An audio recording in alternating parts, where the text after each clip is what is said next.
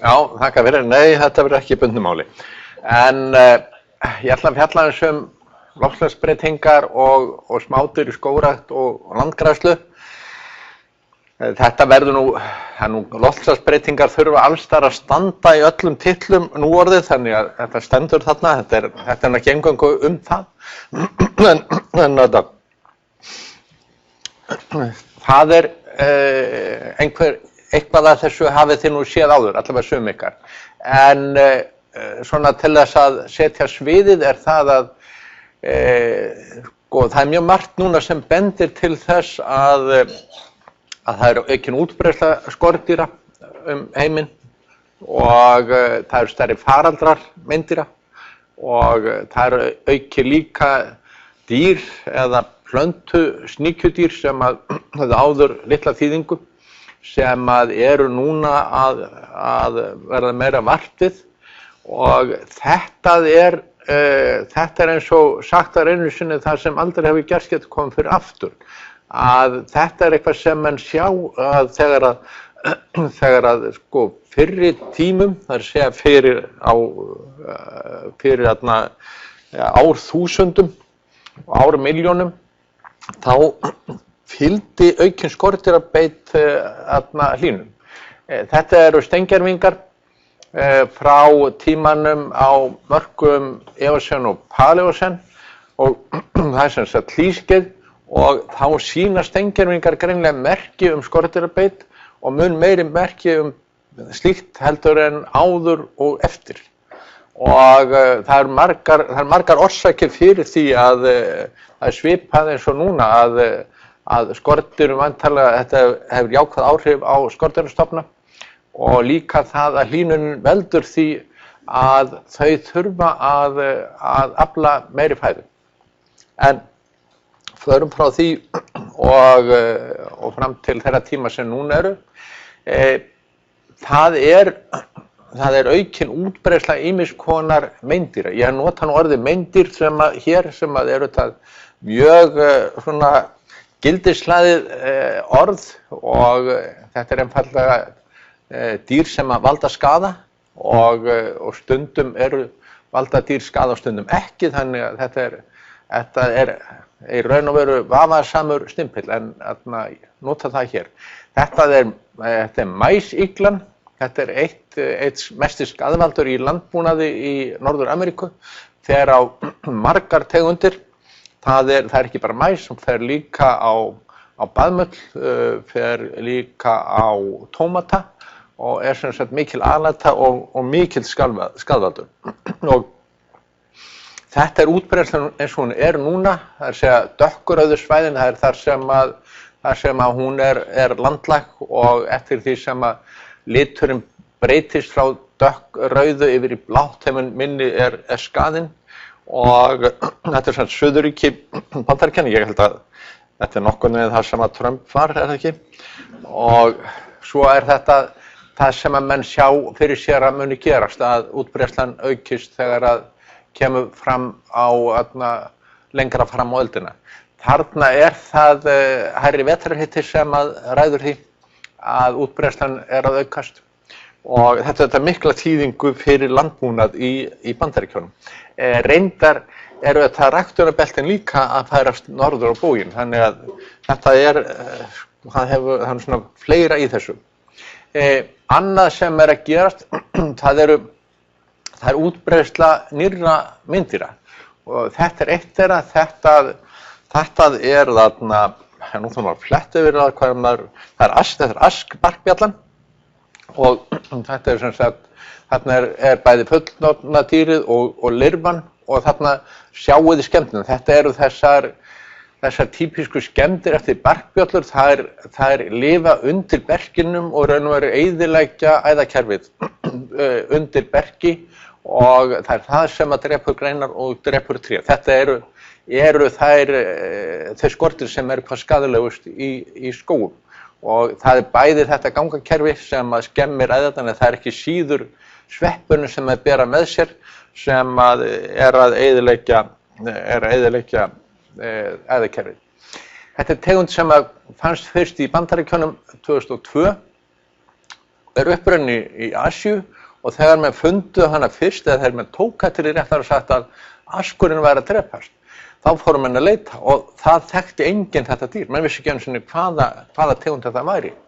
Og mann komst að því að hún væri væntanlega frá Kína, þessi bjalla, og hún er ekki þekkt sem skaðvaldur í Kína og ekki í Asíu. En hún berst inn á svæðin við vötnin miklu og berist þaðan út og er mjög mikill skaðvaldur. Hún drepur allar asktegundir. Það er engin asktegund í Norður-Ameríku sem hefur mótstöðu þrótt gegn þessari bjöllu og askurinn, hann er ein af lykiltegundunum í amerískum laufskógum og þar af leiðandi ef askurinn verður illa úti þá getur þetta valdið miklum breytingum í vistfræði laufskóganna. Og þetta er hættan sem er við í raun og veru innflutning nýrra tegunda.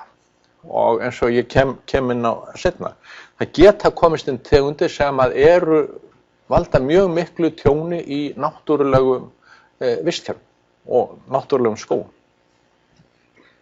Þetta er útbreiðslan, þetta er staðan svona einhvern tímanum 2007 eitthvað svolítið, þá fór ég til Bandaríkjanna og hitti menn sem hefðu verið að stúdera þetta og svörtu punktarnir, það er dreifingin á bjöllunni og dreifing asksins, asktegundana eru hins vegar gráu fletirnir og þetta eru semst hafnaborgirnar hérna við vötnin miklu þar sem hún kom inn og menn reyndu allt til þess að stoppa. Menn reyndu að fella askinn svo því að hún þarf að fara frá einu hýsiltré til annars. Það dugði ekki. Menn reyndu að stoppa flutninga á viði, það dugði ekki heldur og ég held að menn hafi verið eða síðast þegar ég frétti voru menn mjög ráðleitlir. Það er líka, það er ekki bara að það sé aukin útbreiðsla meindýra og nýmeindir séu að koma inn, það eru mikla breytingar á faraldurum. Og þetta er mynd frá Bresku Kólumbíu og þetta eru furuskógar, væntanlega stafafura. Og það er nú mjög betri menn hér í salnum til að segja til það heldur en ég held að þetta sé örugglega stafafura sem þarna er. Og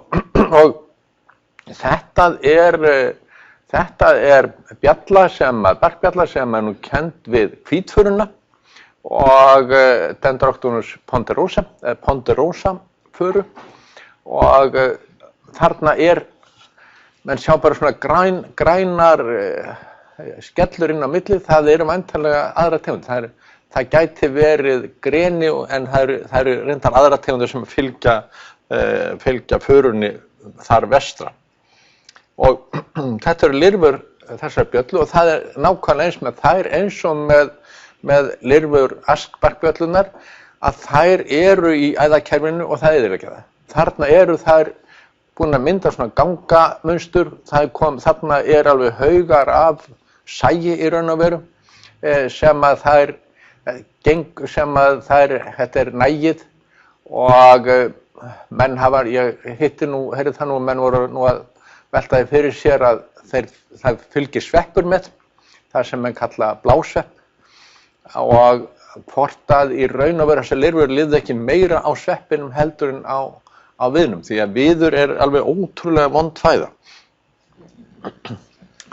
Þetta er lífsferli þessarar tegundar að að fullorðnu bjöllurnar koma fram í júní-júlí, það er að segja mitt sumar og það er síðsumar sem að þær eru að verpa í trén og það er ýmist að þessar bjöllur naga einhver göt inn í tré til þess að verpa í, stundum er vert samt í gamlar hólur og það er þannig að yfirleitt ná tré að stoppa svona heilbrigð tré að ráða við þetta.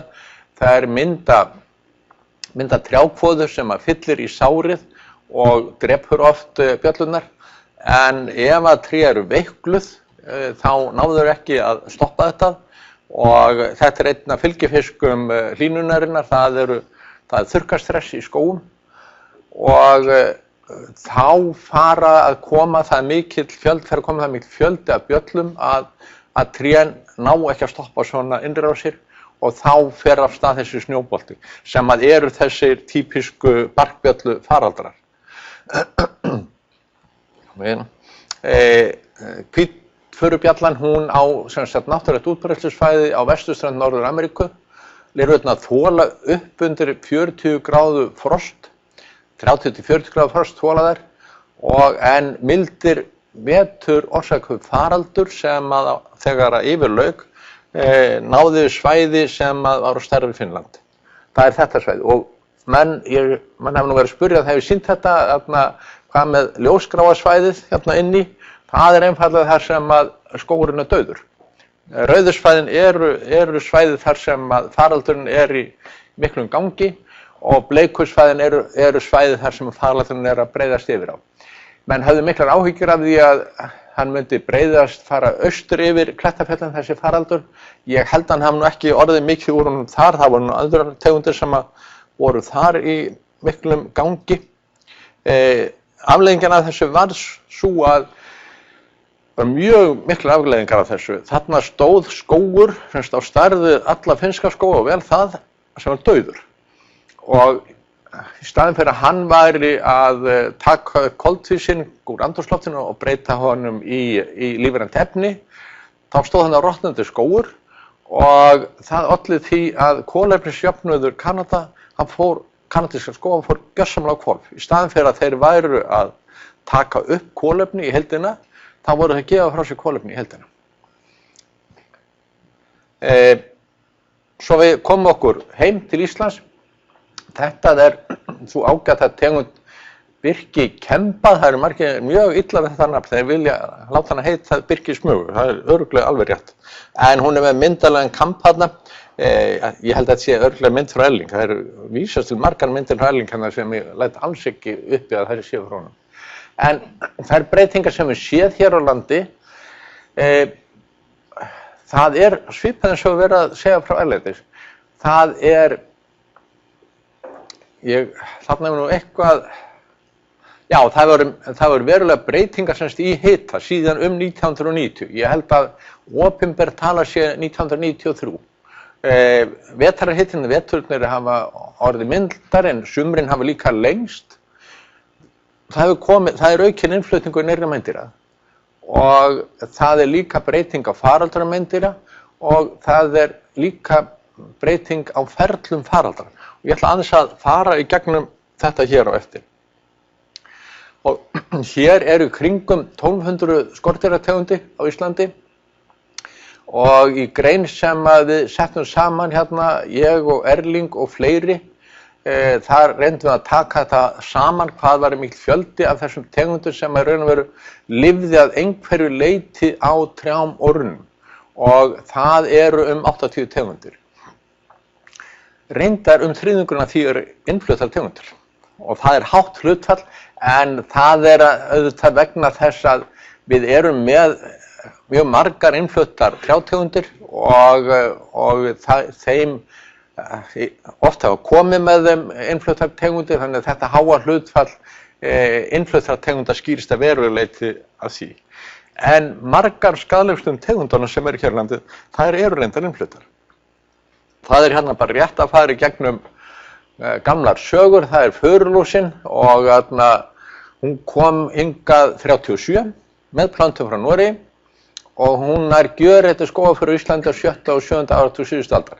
Það eru nokkrir skógræktarmenn sem hafa nú gjarnan staðið upp og sagt að ég hef engar sannanir fyrir þessu og þetta sé örugglega eitthvað annað og það svo sem engar sérstakar sannanir sem liggja fyrir aðra en þær að samskonar sögur hafa átt sér stað með föru í Austur-Afríku.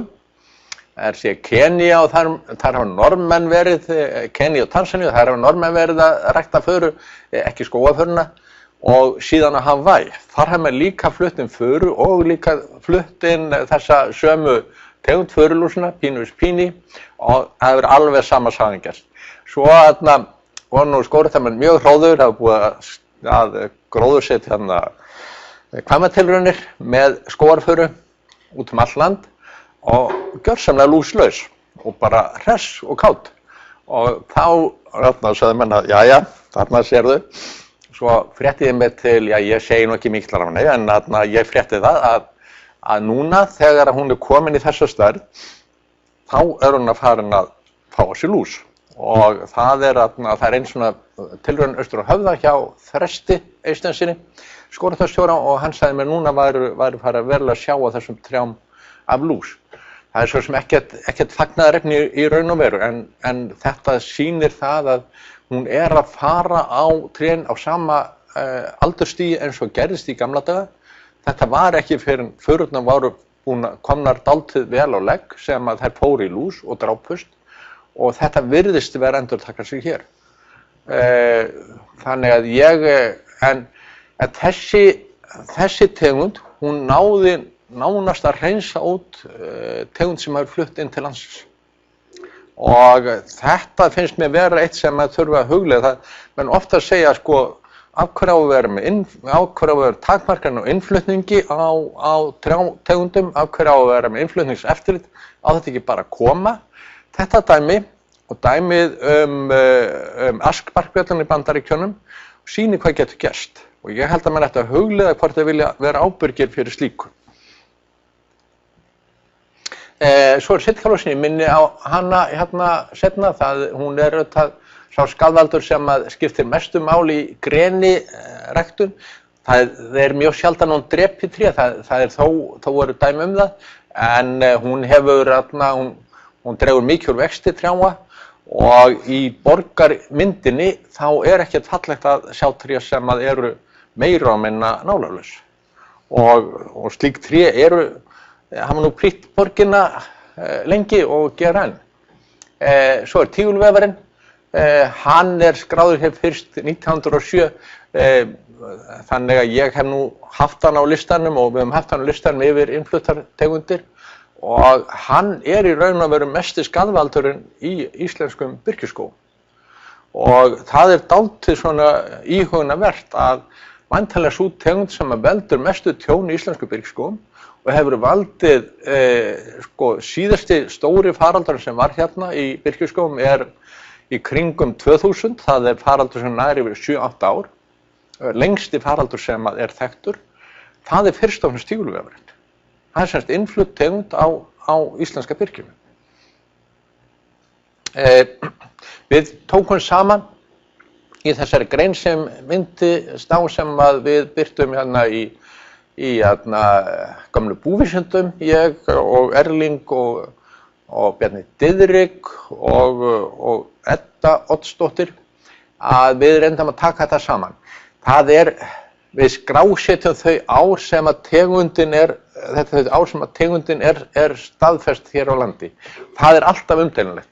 Hvenær tegund, hún hefur örugglega sest að áður en hún staðfest.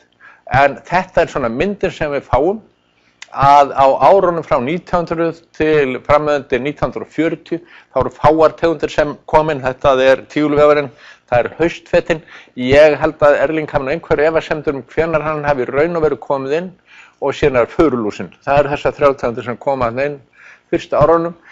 Það bæði, það flutningar á milli landa, mikið minni þarna, og það skógur hérna muni minni. Þannig að það minna viðtakendur.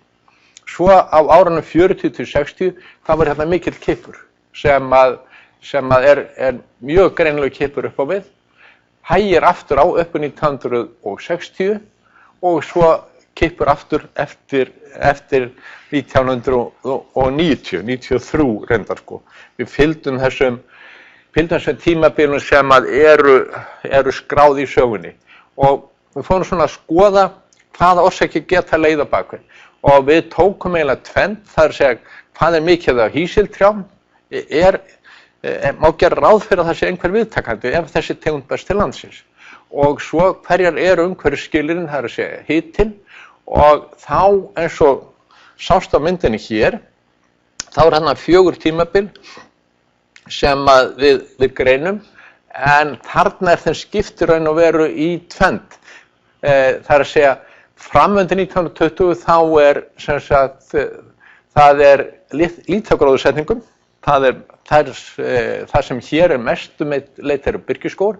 Það þó komið eitthvað erlendum trjátegundum í Reykjavík og þar umkring. Meðalhitinn lágur og það komin 2 nýjar tegundir. Svo fram til 45 eða eftir 1920 þá verður breyting að meðalhitinn hækkar verulega.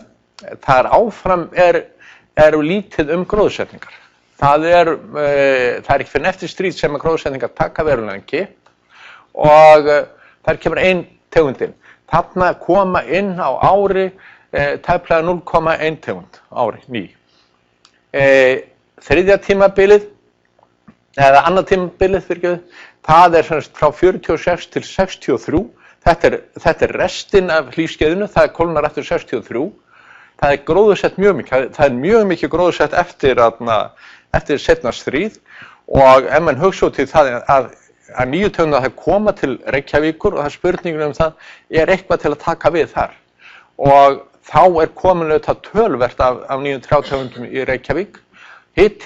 Meðalhiti hár og það kippur upp á því. Þarna komin 8 nýjar tegundir og hann hefur fimmfaldast fjöldi nýrra tegunda á ári. 63 þá kólnar aftur en það heldur að bætast í skógana, þannig að það er meira viðtakendum á svæðinu til þess að fyrir nýjar tegundir til þess að setjast að á en meðalhitinn fellur að koma 7 nýjar tegundir en landnámið minnkar helming. Og svo verður kippur upp á því aftur eftir 95 þá fer þetta aftur upp í tæplega 0,5 tegund, það semst ný tegund annað hvort ár. Og tölfræðigreining, hún lítur svona út. Það margt einhver munur á milli þessara tímabila og þannig að okkar niðurstöð var svo að þarna hefði breytt hitafar haft veruleg áhrif á hvernig landnám tekst hjá nýjum tegundum.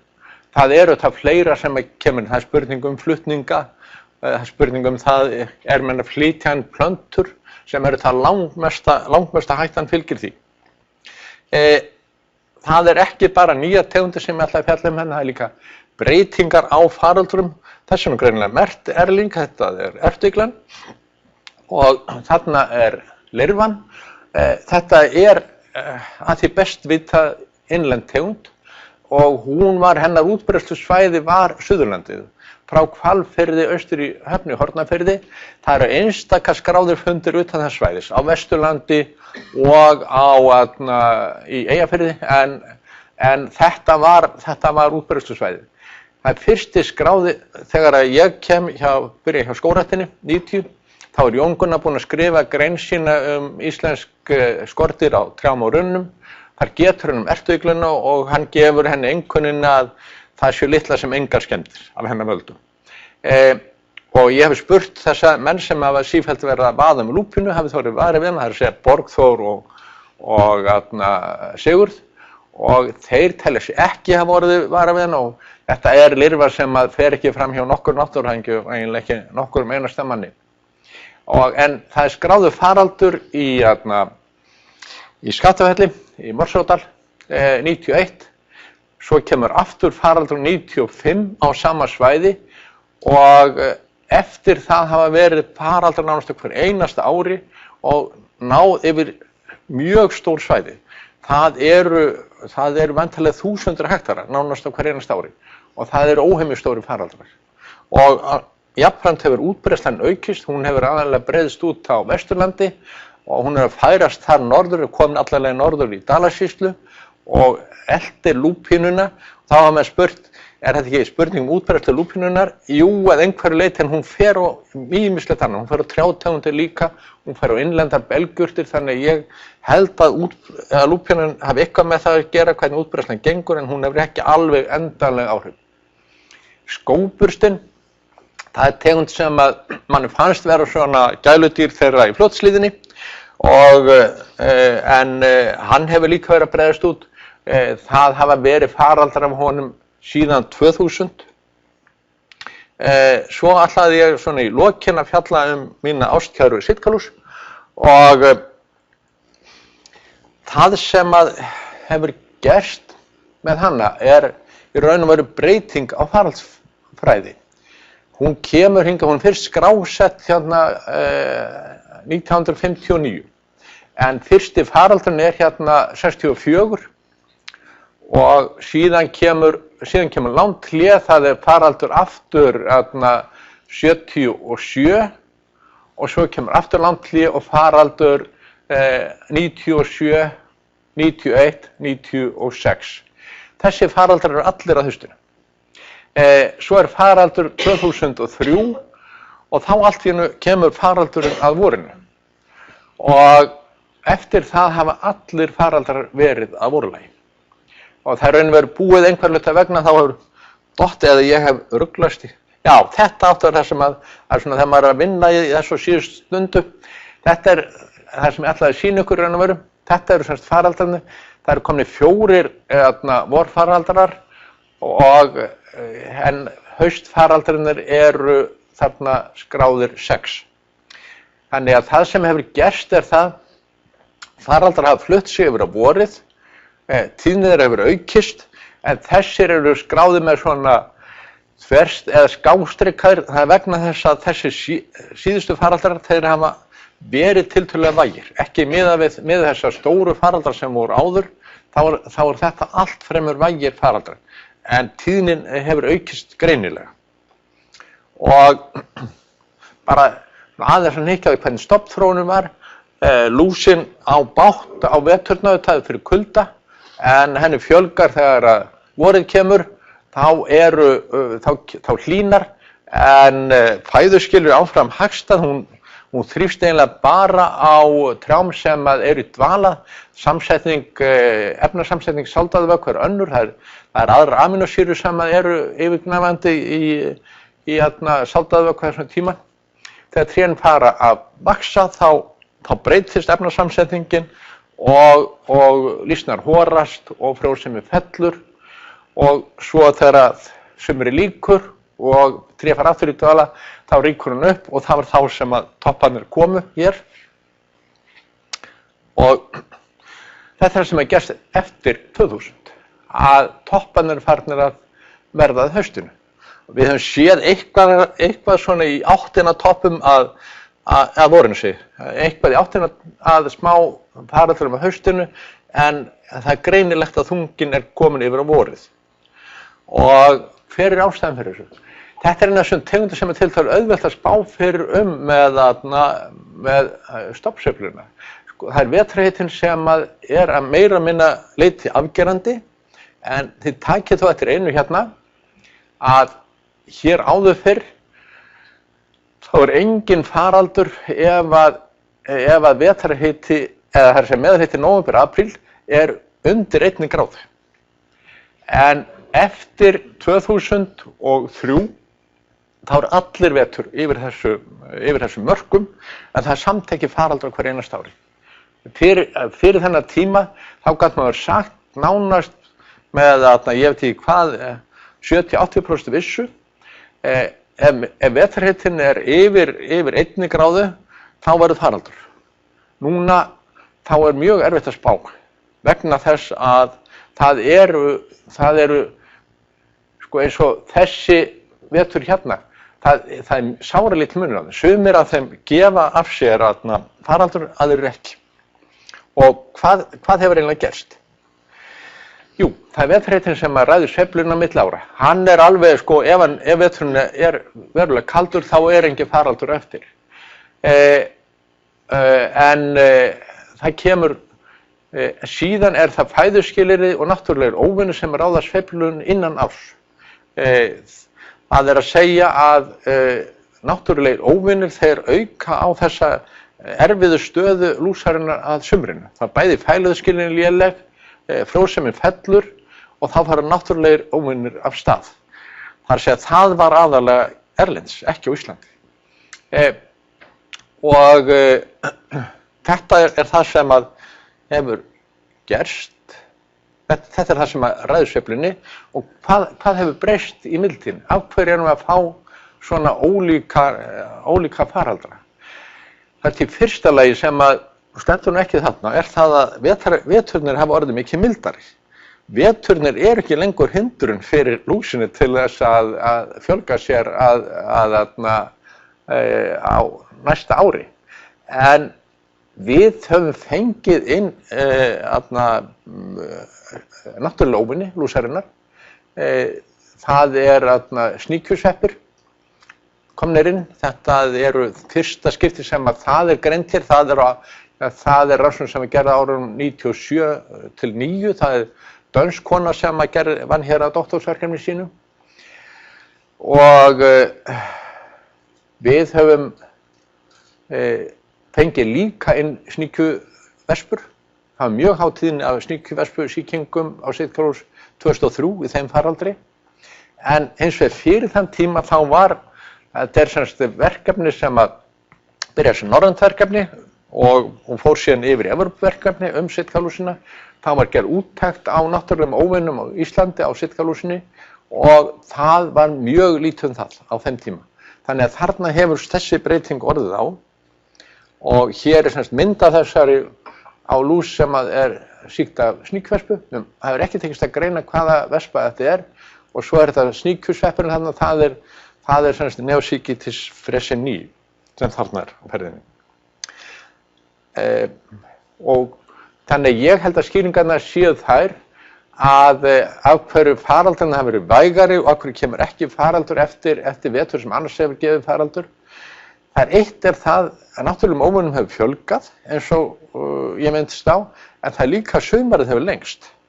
Ég veit ekki hvað mikið, ég ætla nú alltaf að spyrja einhvern fróðan mann það, en grenið örugglega í vexti lengri tíma núna heldur en var áður en hlýnaði. Og það þýðir einfaldlega þetta sultartímabil sem að lúsin á svo bátt, það lengist. Og með þegar eru komin náttúrulegur óvinir til að bætast ofan á, þá fer að verða dálítið hart fyrir lúsin að ná sér upp á haustinu. Það mikill þrýstingur á stofninum yfir sumarið og það líka það að þá þetta gengið úr skorðum að hún nái sér alltaf upp í faraldur eftir þessa vetur sem okkur finnst vera tiltölulega mildir, því að þessi faraldur, þetta hittastig hérna, það hefði alls ekki gefið faraldur í útlöndum, Danmörku, Bretlandi. Þetta myndi alls ekki duga til þess. Það þarf mun meir hærri meðalhiti til þess að þar færast að faraldur. En það hins vegar mjög öflugir náttúrulega óvanir og sumrin mun lengri heldur en hér. En þetta eins og þegar venjulega ég lendi í lúsinni þá verður það allt og langt til að taka það saman. Síðan þar síðustu aldamót hafa komið hingað 27 nýjar tegundir meindýra á trjákenndum plöntum. Landnámið virðist vera tengt breytingum eða landnámshraðinn á loftslagi og breytingar á faraldrum síðan 1990 virðist einnig vera tengt að breytingum á loftslagi og ný meindýr og sjúkdómar geta valdið stórfelldum skaða. Og það held ég að menn eigi að hafa í huga og ég verð varið núna og hef orðið varið undanfarnum árum. Það vaxandi þrýstingur á undanþágur til þess að fara að flytja inn trjávið með berki. Og það eitthvað sem að gæti, ég held að beri að varast með öllum ráðum. Það ekki lengra, takk fyrir.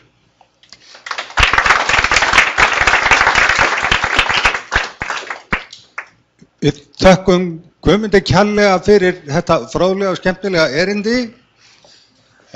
Þá gefst tími til þess að ræða frekar við hann það sem fram kom og kannski aðra hluti. Hver vill ríða á vaðið og spyrja, gjör svo einn. Ef þið kynnið ykkur áður, þá væri það upplagt. Takk. Já, ég heiti, kveikt á þessu? Já. Jóhann Pálsson. Þú minnist það mikið á gamlan fylgifiskufurunar, það furulúsina sem að gera mikið skaða hérna á sínu tíma og síðan eiginlega svo til hvarfún en maður var varðið hana hér og þar. En fyrir örfáum árum þá var svona stafaförar sem var álíka há og þú sýndir með hendinni þarna áðan sem ég rakst á hjá mér sem var alveg hvít af lús. Já. Og ég hugsa andskotin ég felli þessa föru því að þú síkir bara á þetta er bara ómynd að sjá þetta. En ég var ekki með neina klippur á mér og sög svo þetta dróst í nokkra vikur og þegar ég kom að henni þá var lúsinn hér upp horfin. Já. Nokkra lýs eftir. Síðan á ég 2 lundi mismundi gamla af bergförum og það frá mismundi stöðum, annar úr Pýreneafjöllunum og hinn úr fransku Ölpunum. Og þegar þau voru svona einmitt á þessari hæð, þá eru þau hvítir af fyrir lús og það stóð yfir í nokkra vikur og þá var hann horfinn aftur. Ég bar þetta undir Þröst og Þröstur sagði að það hlýtur að vera komið maur þarna hjá þér.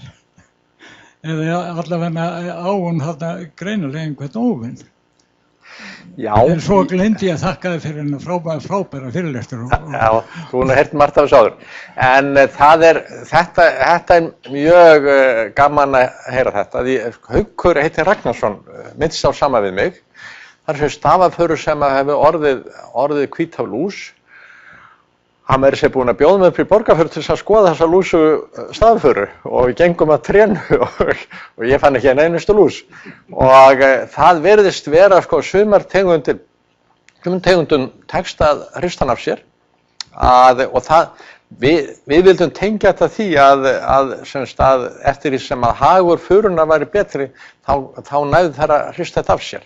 Það var nú okkar niðurstaða, hvort að það væri eitthvað fleira sem kemur til, það veit ég ekki. En ég þekki ekki dæmi að stafaföra drepist af förulús. Bergföra veit ég til að hefur drepist af þeim orsökum en skógaföran langt viðkvæmust sem er mjög sérkennilegt því að hún er upprunnin, það er upprunnin hýsill förulúsarinnar. Það er svona, já. Fleiri?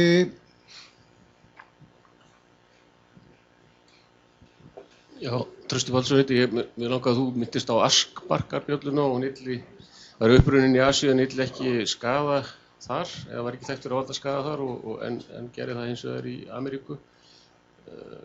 Fyrst þá bara hvort þú hefur einhverja sérstaklega skýring á því.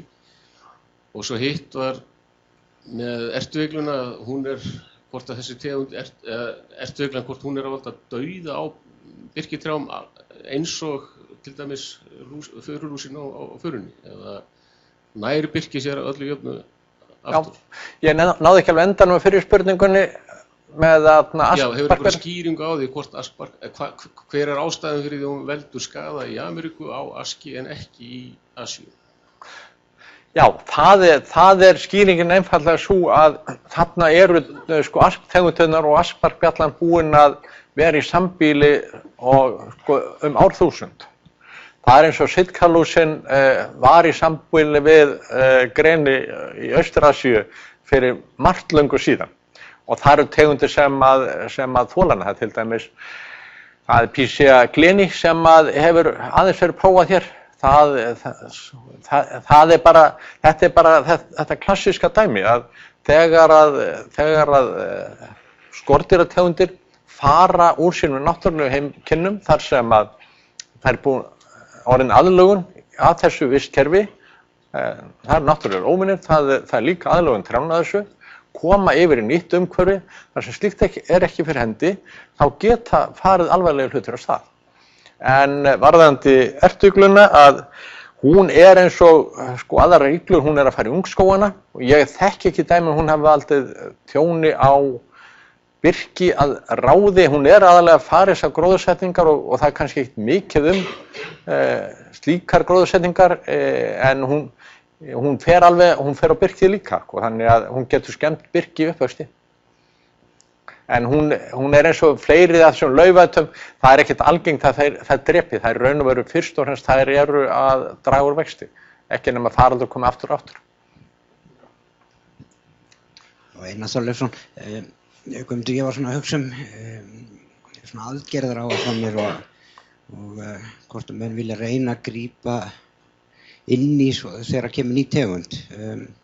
Hefur menn eitthvað velt slíku fyrir sér? Til dæmis, við sjáum að Bandaríkjamenn leggja mjög sterka áherslu á það reyna að útrýma skaðlegum tegundum þegar það birtast. Já. Og með þetta í hug til dæmis varðandi aspaglittuna, menn sá nú svona tiltölulega litla útbreiðslu fyrst og núna er hún orðin sem skaðvaldur á innlendum tegundum eins og gulvíði. Já. Það alveg rétt að það fyrstulega það ber engin ábyrgð á því. Það engin aðili sem ber ábyrgð á því og í öðru lagi þá telja menn ofta að þessu engin efnahagslegir hagsmunir undir og ég þekki bara eitt dæmi að það hefði, eða 2 dæmi það að það hefði verið stoppuð svona landnám. Það er lús sem að risa víðilús sem að kom upp á Austfjörðum og þau 3 sem að voru smituð, þeim fargað og hefur ekki orðið vartverna síðar og síðan er lús sem að laðist á Lindifuru sem að var gripið til sams konar aðgerð og það virðist hafa tekist í bæði skipti. Þá er bara tekin allra fyrstu trén og þeim fargað. Strax þetta búið að breiðast út, þá er eiginlega vonlaust að stoppa þetta.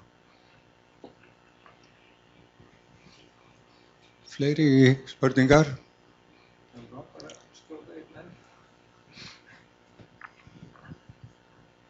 Það er Jóhann hérna aftur. Það sem að veldur okkur mestu skaða eða angri hérna minnskot á Reykjavíkursvæðinu núna, það er birkikemban. Getur nokkuð sagt okkur eitthvað útbreiðsluna á henni? Ég er nú skammalega illaðið mér. Ég veit það með þetta, ég veit að hún er komin austur á Hellu og ég held austur á Hvolsvöll líka. Hún komin að hverju líka. Já. Þannig að hún er bara að fara yfir allt landið. Nú veit maður ekki ennþá hvað það muni gera gagnvart birkinu að hún er ekki búin að vera það lengi, maður veit svo sem ekki hvað hafi mikil áhrif. Hún er snemmsumarstegund og birkið þar á leiðandi þá fær það lauf aftur seinni hluta sumars en og ég hef ekki séð að ganga eins hart að trjám eins og tígulvefara eða þess vegna birkivefara. Þar sem að raun og veru algjör aflögun, það fyrir allt.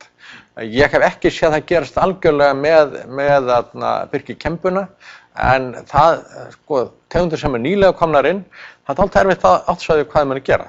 Það getur verið, hún valdi veruleg tjónir þegar framlíða stundir. En það er bara, tíminn verður að segja það. Það er nánast engin fræseta og birki hérna núna síðustu 2 árin og leggur það ekki næsta ár sýnist mér. Nei. Kristi heiti ég var við það núna í síðsumars og haust á runnum hjá mér í garðinum. Það er að segja berjarunnum að það kom einhver maðkur í þetta og það réðist á einstakar plöntur, rifs og svoleiðis það voru morandi á laufblöðunum kannski 10-12 kvikindi, það bara svafstu þetta laufblaði fyrir þessu. Og hreinsaði allt það, ég hef aldrei orðið var við þetta áður og það voru runnið við hliðina sem ekki skeð á. Hvað skýringur á það, hvaða kvikindi er þetta? Þetta er rifsvespa eða rifsþéla, þetta er lirfa hennar og hún kom hingað inn í kringum 2010-11 og ég held örugglega með innfluttum plöntum og hún hefur farið mjög illa með rifs víða. Og það er raun og veru, það er hægt að eitra eins og alltaf gripið til en það er auðvitað mesta skítamix og maður segir nú bara hreint út. Og ég held að það sem menn þurfi raun og veru að gera úr því að þessi tegundir komin hingað til lands, það er einmitt að athuga hvort það eru einhver fæmi eða sortir af rifsi sem að standa sig betur. Ég held að ég hvet garðyrkjumenn til þess að fara að skoða það. Hún virðist ganga í miklum sveiflum því að fyrst þegar hann var við hana þá var hann geysilega mikið af henni. Já. Og síðan var hún á öðrum stöðum og þannig að hún var fyrst þá það hefði vandað síðan. Nei. Það virðist vera mikla sveiflur í því hvernig hún stingur sér niður. Já. Hún er vondur skafald. Já, hún er það. Er einhver með síðustu spurninguna? Kannski kæra svo vel. það sem að mér dettur alltaf í hug þegar ég sé svona pöddur, bæði ég heiti Ágústa, þá hugsa ég alltaf fugla sem að borða þetta. Hvað með svona náttúrulegar varnir? Náttúrulega varnir eru, það eru dempararnir í kerfinu í raun og veru og það eru það sem að gerist þegar menn fara út með úðadæluna og úða allt hverfið það að þú tekur út þessa náttúrulega óvini sem að nánast allir fjölga sér langtum hægar heldur en það sem þú ert að reyna að drepa í garðinum og þú fær alveg sama effektina eins og inn í gróðurhúsi. Þar sem menn hafa skipt frá því að vera með svona kerfi hjá sér í gróðurhúsinu, þá fer þetta svona eftir úðun og bara kemur þetta upp, alveg upp í hæstu hæðir og þú kemur næstu úðun, fer niður og svo fer þetta allt upp aftur og svo hef ég talað við gróðurhúsabændur hér sem að skiptu yfir í að taka inn náttúrulegu óvinina og þeir halda þessu niðri allan tíman ef að þetta er gert á réttan hátt og menn segja þetta er bara langtuminni vinna, það er þessi sníkjuvespur og rándir og hvað hann það sér þetta og það sem betur maður er laus við versta partin af vinnunni í gróðurhúsinu og þetta gerist, náttúran hafði sér ekki einu sinni gróðurhús eins og út í garði en þetta segir okkur hvað náttúrulegur óvinir skipta miklu máli í þessu og við þurfum að passa okkur á því að við erum ekki að kippa kerfinu sambandi og úðanirnar þær hafa líka slæm áhrif á fuglalíf þannig að þeir hafa mikil áhrif og örugglega mikið meiri áhrif heldur en maður sér í dagstæðan.